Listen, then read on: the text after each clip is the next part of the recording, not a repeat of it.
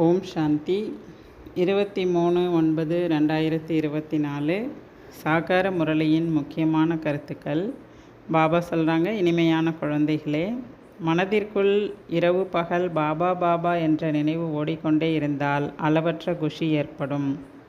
பாபா நமக்கு குபேரனின் பொக்கிஷம் கொடுக்க வந்திருக்கிறார் என்பதும் புத்தியில் இருக்கும். எந்த அளவுக்கு நம்ம பாபாவை நினைவு செஞ்சுட்டே இருக்கோமோ அந்த அளவுக்கு மனமும் குஷியாக இருக்கும். மேலும் நமக்கு எப்பேற்பட்ட ஆஸ்தி கொடுக்க வந்திருக்கார் அப்படின்னா, மிகவும் செல்வந்த அரசரான குபேரனினுடைய பொக்கிஷத்தை கொடுக்க வந்திருக்காருங்கிறதும் புத்தியில் இருக்கும் அப்படின்றார். கேள்வி: பாபா எந்த குழந்தைகளை நேர்மையான மலர் என்று கூறுகின்றார்? அவர்களது அடையாளம் என்ன? பதில்: ஒருபொழுதும் மாயைக்கு வசமாகாமல் இருப்பவர்கள்தான் நேர்மையான மலர்கள் ஆவார்கள். அவர்கள் மாயையின் பிடியில் வரமாட்டார்கள். இவ்வாறு நேர்மையான மலர்கள் கடைசியில் வந்தாலும் வேகமாக செல்வதற்கான முயற்சி செய்வார்கள். அவர்கள் பழையவர்களை விட முன்னால் செல்வதற்கான லட்சியம் வைப்பார்கள். தனது அவகுணங்களை நீக்குவதற்காக தான் முயற்சி செய்வாங்களே தவிர மற்றவர்களது அவகுணங்களை பார்க்க மாட்டாங்க. இப்படிப்பட்ட குழந்தைகளை தான் பாபா நேர்மையான மலர் அப்படின்னு சொல்கிறார். ஓம் சாந்தி.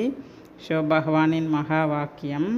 ஏன்னா அவர் தான் ஆன்மீக தந்தை, சிவன் பரமாத்மா. பாபா தினந்தோறும் புது புது விஷயங்களை புரிய வச்சிட்ருக்கார். கீதையை கூறக்கூடிய சன்னியாசிகள் இன்றைக்கி பல பேர் இருக்காங்க. அவர்கள் தந்தையை நினைவு செய்கிறதே கிடையாது. பாபா என்ற வார்த்தையை கூட அவங்க வாயிலிருந்து வெளிப்படாது அப்படின்றார். ஏன்னா இந்த வார்த்தை இல்லற மார்க்கத்தை சேர்ந்த வார்த்தை. அவங்கெல்லாம் துறவற மார்க்கத்தை சேர்ந்தவங்க. அவங்க தந்தையை நினைவு செய்கிறது கிடையாது, அவங்க பிரம்மத்தை தான் நினைவு செய்கிறாங்க. அதனால் அவங்க வாயிலிருந்து ஒரு பொழுதும் சிவபாபா அப்படின்னு சொல்ல மாட்டாங்க. நீங்களே சிந்தனை செஞ்சு பாருங்கள். பெரிய பெரிய வித்வான்கள், சந்நியாசிகள், சின்மயானந்தர் போன்றவர்கள் கீதை சொல்கிறாங்க அப்படின்னா அவங்க கீதையின் பகவான் கிருஷ்ணர் என்று புரிந்து கொண்டு கிருஷ்ணரிடம் யோகம் வைத்திருப்பார் என்பது கிடையாது. அவங்க எல்லாருமே பிரம்மத்தோடு தான் யோகம் வச்சுருப்பாங்க. பிரம்ம ஞானி அல்லது தத்துவ ஞானிகள் அவங்கெல்லாம். கிருஷ்ணரை யாராவது பாபான்னு சொல்லுவாங்களா என்ன? ஒரு பொழுதும் அப்பா அப்படின்னு சொல்ல மாட்டாங்க. கிருஷ்ணர் கீதை கூறக்கூடிய பாபா இல்லை அப்படிங்கிறது ப்ரூஃப் ஆகிடுது. சிவனை தான் எல்லாருமே பாபா அப்படின்னு சொல்கிறாங்க. ஏன்னா அவர் தான் அனைத்து ஆத்மாக்களுக்கும் தந்தை. பரம்பிதா பரமாத்மா என்று அனைத்து ஆத்மாக்களும் அவரை தான் அழைத்து கொண்டிருக்கிறார்கள். அவர் தான் சுப்ரீமாக இருக்கிறார், ஏனெனில் அவர் பரந்தாமத்தில் இருக்கார். நீங்கள் அனைவரும் கூட பரந்தாமத்தில் இருக்கிறீர்கள். ஆனால் அவரை பரமாத்மா என்று கூறுகின்றோம். ஏன்னா அவர் ஒரு பொழுதும் பிறப்பிறப்பில் வருவதே கிடையாது. எனது பிறப்பு கூட தெய்வீகமானது மற்றும் அலௌகீகமானது என்று சிவபாபாவே சொல்கிறார். இவ்வாறு ஏதாவது ரதத்தில் பிரவேசமாகி உங்களை உலகிற்கு எஜமானராக்குவதற்கான யுக்தி கூறுவது வேறு யாராலையும் முடியாது. பாபா இதை நான் தான் செய்கிறேன் அப்படின்றார். அதனால்தான் பாபா சொல்கிறாரு, நான் யார், எப்படி இருக்கிறேன் என்பதை யாருமே தெரிஞ்சிருக்கல. நான் எப்போ என்னுடைய அறிமுகத்தை கொடுக்கிறேனோ அப்பொழுது தான் என்னை பற்றிய முழு ஞானம் புரிஞ்சிக்க முடியுன்றார். ஆனால் இவர்கள் எல்லாருமே பிரம்ம தத்துவத்தை தான் நினச்சிட்ருக்காங்க. பிரம்மத்தை தான் அவங்க ஏற்றுக்கிறாங்க. பிறகு கிருஷ்ணரை தனது தந்தை என்று எவ்வாறு ஏற்றுக்கொள்வார்கள்? ஆத்மாக்கள் அனைவரும் குழந்தைகளாக ஆகிவிடுகிறார்கள். கிருஷ்ணரை அனைவரும் பிதா என்று எப்படி சொல்லுவாங்க? கிருஷ்ணர் அனைவருக்கும் தந்தையாக இருக்கிறார் என்று அவங்களும் சொல்ல மாட்டாங்க அப்படின்றார். அனைவருமே சகோதரர்கள். கிருஷ்ணர் சர்வ வியாபி என்றும் சொல்ல முடியாது. அனைவரும் கிருஷ்ணராகிவிடவும் முடியாது. ஒருவேளை அனைவரும் கிருஷ்ணர் எனில் அவங்களுக்கும் தந்தை இருக்கணும் இல்லையா அப்படின்றார். மனிதர்கள் இன்றைக்கி அதிக மறதியில் இருக்கிறதுனால தான் அறியாமையில் இருக்காங்க. இது போன்ற விஷயங்களில் கோடியில் சிலர் மட்டும்தான் புரிஞ்சிக்க முடியும் அப்படின்றார். பாபா இந்த நேரம் சொல்கிறாரு, நான் தான் புது உலகத்தை ஸ்தாபனை செய்கிறேன். ஞானத்தையும் கூட இப்பொழுது தான் நான் குழந்தைகளுக்கு கொடுக்குறேன். நான் ஞானம் கொடுக்குற பொழுது தான் குழந்தைகளும் இந்த ஞானத்தை கேட்க முடியும். என்னை தவிர வேறு யாரும் உங்களுக்கு இந்த ஞானத்தை சொல்ல முடியாது அப்படின்றார். சந்நியாசிகள் சிவபாபாவை நினைவு செய்ய முடியுமா? நிராகார இறைவனை நினைவு செய்யுங்கள் என்று அவங்க உங்களுக்கு சொல்லவும் முடியாது. எப்பொழுதாவது நீங்கள் கேள்விப்பட்டிருக்கீங்களா அப்படின்னு கேட்குறார். அதிகம் படித்தவர்கள் கூட புரிஞ்சுக்கிறதே கிடையாது. கிருஷ்ணர் பகவான் கிடையாது என்று இப்பொழுது பாபா தெளிவாக புரிய வைக்கிறாரு. மனிதர்கள் அவரையே பகவான் அப்படின்னு நினச்சிட்ருக்காங்க. எவ்வளோ வித்தியாசம் ஏற்பட்டுடுது. தந்தை குழந்தைகளுக்கு அமர்ந்து புரிய வைக்கிறாரு. ஏன்னா அவர் தான் தந்தை, ஆசிரியர், சத்குருவாக இருக்கார். சிவபாபா தான் இப்போ எல்லாருக்கும் புரிய வைக்கிறார். புரிந்து கொள்ளாத காரணத்தினால தான் திருமூர்த்தியில் கூட சிவபாபா படம் கிடையாது.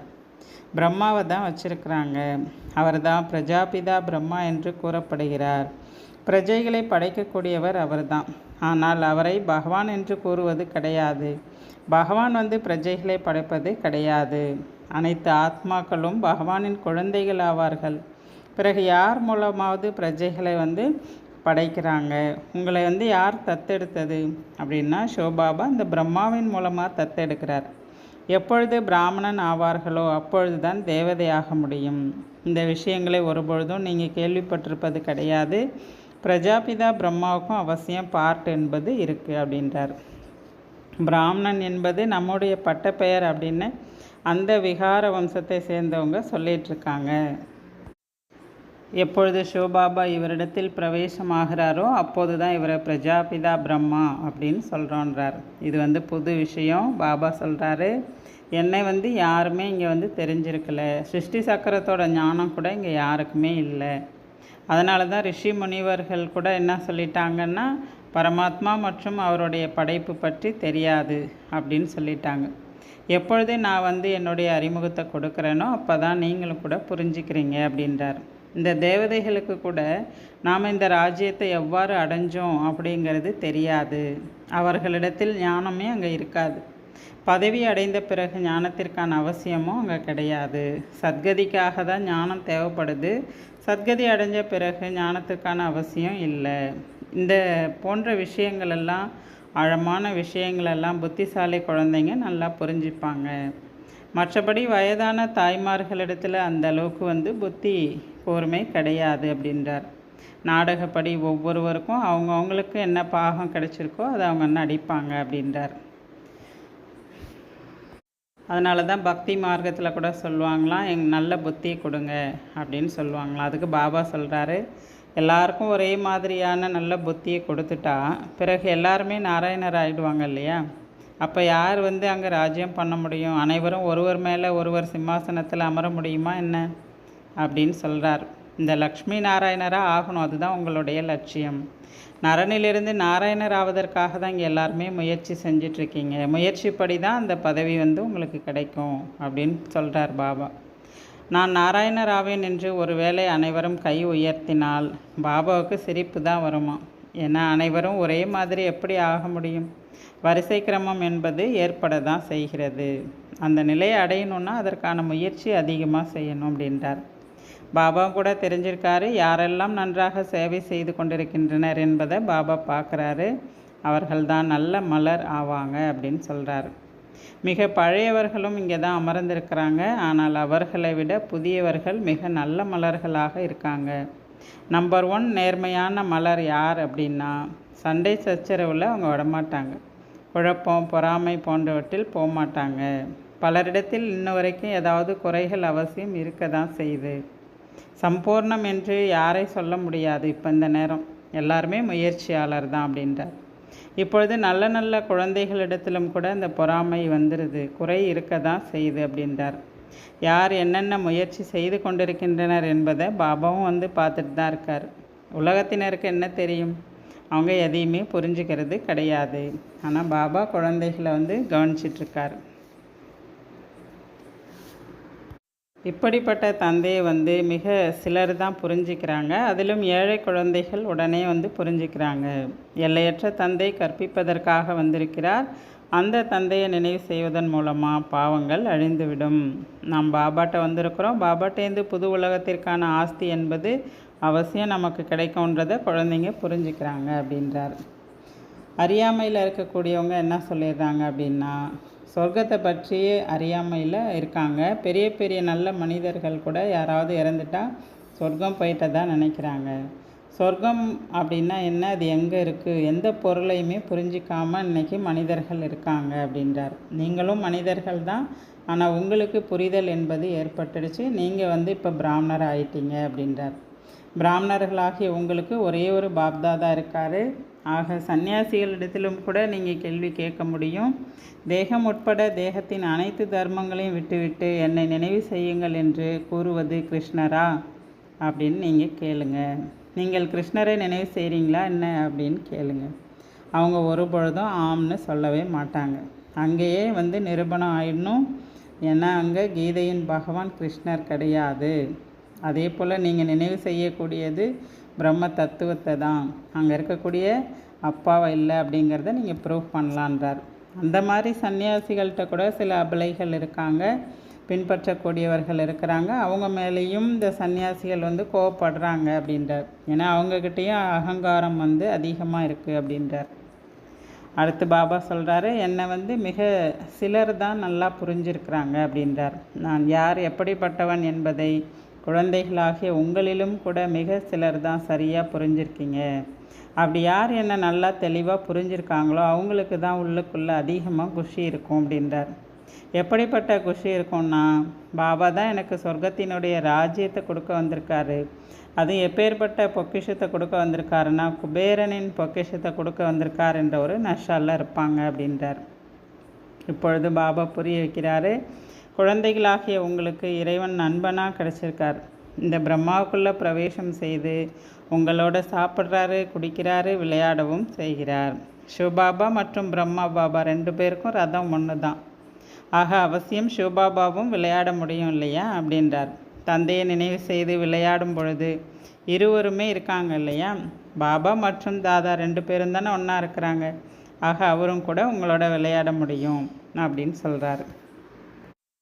பாபா அடுத்து சொல்கிறாங்க, இது அழிவற்ற நாடகம், ஏற்கனவே உருவாக்கப்பட்டது. எவ்வளோ கோடிக்கணக்கான ஜீவ ஆத்மாக்கள் இதில் இருக்கிறாங்க. இவ்வளோ பேர் எங்கே இருந்தாங்க அப்படின்னா நிராகார உலகத்தில் இருந்தாங்க. மற்றபடி இந்த நட்சத்திரங்கள் ஆத்மாக்கள் கிடையாது. மனிதர்கள் அந்த நட்சத்திரங்களையும் தேவதைகள் அப்படின்னு சொல்கிறாங்களாம். ஆனால் அது எதுவுமே தேவதையெல்லாம் கிடையாது. ஞான சூரியன் என்று நாம் சிவபாபாவை தான் சொல்கிறோம். பிறகு அவர்களை தேவதை என்று கூறவே முடியாது. சாஸ்திரங்களில் என்னென்ன விஷயங்கள்லாம் எழுதி வச்சுட்டாங்க, இது எல்லாமே பக்தி மார்க்கத்தினுடைய சடங்குகள் அப்படின்றார். இதன் மூலமாக இதெல்லாம் ஃபாலோ பண்ணிகிட்டு இருந்ததுனால தான் கீழே விழுந்துட்டீங்க அப்படின்னு பாபா புரிய வைக்கிறார். அடுத்து சொல்கிறாரு, சிவ ஜெயந்தி, சிவராத்திரி எல்லாமே கொண்டாடுறாங்க. ஆனால் சிவபாபா எப்போ வந்தார், என்ன செஞ்சார்ன்றது யாருக்குமே தெரியல. சிவபுராணம் என்றும் ஒன்று இருக்கிறது. ஆனால் உண்மையிலே சிவனுடையது எதுன்னா ஒரே ஒரு கீதை தான். அதை கூட சிவபாபா தான் சொல்லியிருக்காரு.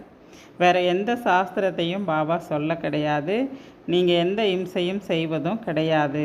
உங்களுடையது எந்த சாஸ்திரமாகவும் பிறகு உருவாக்கப்படுவதும் கிடையாது. நீங்கள் புது உலகத்திற்கு சென்று விடுவீர்கள். சத்தியுகத்துக்கு போயிட்டீங்கன்னா எந்த சாஸ்திரம், கீதை போன்றவற்றிற்கான அவசியம் கிடையாது அப்படின்றார். இந்த வேத சாஸ்திரங்கள்லாம் பரம்பரையாக நடந்து வரதா சொல்கிறாங்க. அவர்களுக்கு எதுவுமே தெரியாது. சொர்க்கத்தில் எந்த சாஸ்திரங்களும் இருக்காது. தந்தை தேவதைகளாக ஆக்கி விடுகின்றார், சத்கதி கொடுத்துட்றார். பிறகு சாஸ்திரம் படிக்கிறதுக்கான அவசியம் அங்கே என்ன ஏற்படும்? அதனால் அங்கே சாஸ்திரங்கள் எதுவுமே இருக்காது அப்படின்றார். இப்பொழுது பாபா உங்களுக்கு ஞானம் என்ற சாவி கொடுத்துட்டாரு. இதன் மூலமாக புத்தியின் பூட்டு திறக்கப்பட்டுடுச்சு அப்படின்றார். நல்லது. தாரணைக்கான முக்கிய சாரம். முதல் பாயிண்ட், யாரிடத்திலும் பொறாமைப்படக்கூடாது. குறைகளை நீக்கி சம்பூர்ணம் ஆவதற்கான முயற்சி செய்ய வேண்டும். படிப்பின் மூலம் உயர்ந்த பதவி அடைய வேண்டும். செகண்ட் பாயிண்ட், சரீரம் உட்பட அனைத்தையும் சந்நியாசம் செய்ய வேண்டும். எந்த வகையான இம்சையும் செய்யக்கூடாது. அகங்காரம் இருக்கக்கூடாது. வரதானம், அழியாத மற்றும் எல்லையில்லாத அதிகாரத்தின் குஷி என்னும் பெருமிதத்தின் மூலம் சதா கவலையற்றவர் ஆகுங்கள். வரதானத்தின் விளக்கம், உலகில் அதிக முயற்சி செய்து அதிகாரம் பெறுகின்றனர். உங்களுக்கோ முயற்சியின்றி அதிகாரம் கிடைத்துவிட்டது. ஏன்னா குழந்தை ஆவது என்றாலே அதிகாரம் பெறுவதுன்னு அர்த்தம். ஆகா, நான் சிரேஷ்ட அதிகாரி ஆத்மா. இந்த எல்லையில்லாத அதிகாரத்தின் குஷியில் இருந்தால் சதா கவலையற்று இருப்பீர்கள். இந்த அளவிலா அதிகாரம் நிச்சயிக்கப்பட்டது. எங்கே நிச்சயிக்கப்பட்டிருக்குமோ அங்கு கவலை இல்லாமல் இருக்கலாம். தனது பொறுப்புகள் அனைத்தையும் தந்தையிடம் கொடுத்து விட்டால் அனைத்து கவலைகளிலிருந்தும் விடுபட்டு விடுவீர்கள். பாபா ஸ்லோகன் சொல்கிறாரு, பரந்த சிந்தனையும் பரந்த உள்ளமும் உள்ளவரே ஒற்றுமையின் அஸ்திவாரம். நல்லது. ஓம் சாந்தி.